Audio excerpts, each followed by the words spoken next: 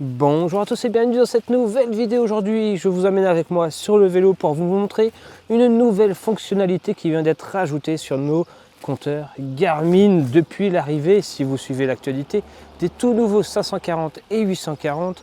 Garmin a décidé d'implémenter une fonction qui existait déjà chez la concurrence, comme par exemple chez Hammerhead, la détection de montée. Alors là, vous allez me dire, Cédric, Glimp Pro, ça existe depuis longtemps. Dès que je fais un parcours, ça me dit toutes les montées qu'il va y avoir sur le parcours avec les pourcentages, etc. Oui, mais Garmin a décidé d'améliorer son Glimp Pro en le rendant actif même lorsque vous n'avez pas de parcours dans votre Garmin.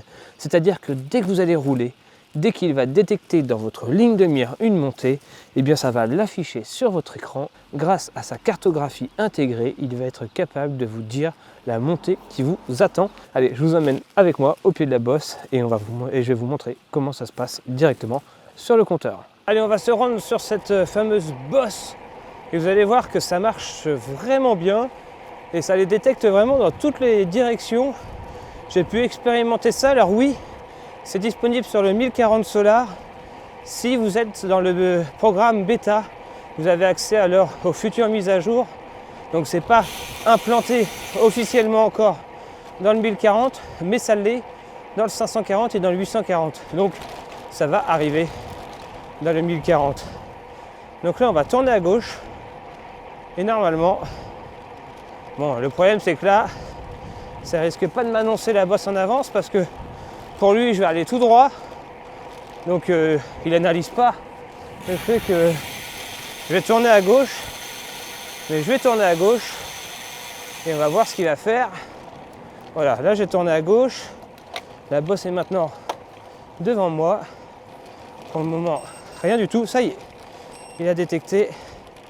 Je vais faire des petites captures, comme ça vous allez voir ce que ça donne. Donc voilà, je vais avancer en faisant des captures, comme ça permet de vous voir un peu. Donc voilà, on a la longueur de la bosse, le pourcentage, combien d'altitude à prendre, avec la pente en direct, la pente moyenne. Bref, on a vraiment une nouvelle page Glimp Pro, vraiment dédiée à la détection de montée. Et ça s'actualise donc en temps direct.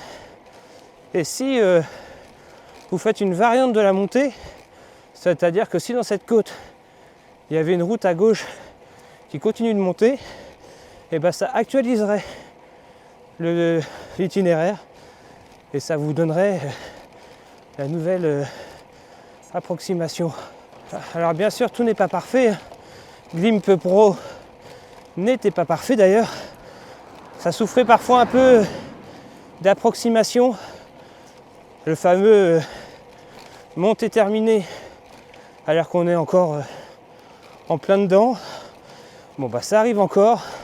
Là par exemple, ça m'annonce qu'il y a encore 840 mètres de montée.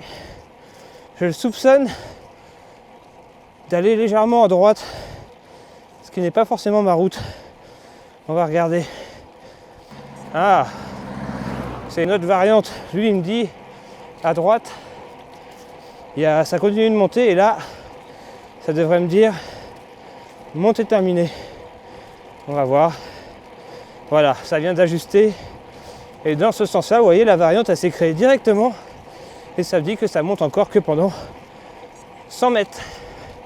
Ce qui est pour le coup totalement vrai. Voilà. On arrive en haut de la montée. Et on a le droit à une magnifique petite chanson avec les statistiques de votre montée. On se retrouve juste avant une prochaine bosse. Hop, voilà. Direct. Ça me la détecte. On est à l'heure des caractéristiques. On sait dans combien de temps elle intervient. 5% de moyenne, 1,5 km, même un peu moins, un peu plus de 80 mètres de D+.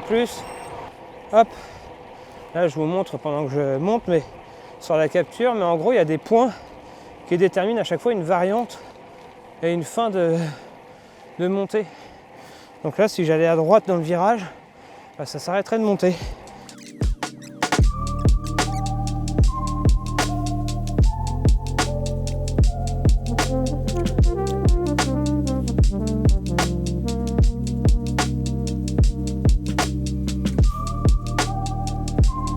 Et voilà, c'est déjà terminé pour cette vidéo sur l'évolution du Glimp Pro. Donc on voit une fonction qui marchait déjà lorsqu'on était en mode parcours, mais qui maintenant, même en freeride, donc en course libre, entendez par là, en sortie de vélo totalement libre, sans vraiment savoir où vous allez, et ça va vous permettre de connaître en avance la bosse qui vous attend, et de façon assez précise. Dans les deux exemples que je vous ai montrés, je trouve que ça a super bien marché. Alors attention, je ne dis pas que c'est parfait, c'est arrivé que parfois ça se gourre quand même un peu, et ça me dise que ça monte, que ça descend et ça remonte, et en fait ça montait juste du début à la fin avec une pente plus douce que ce qu'il m'avait annoncé.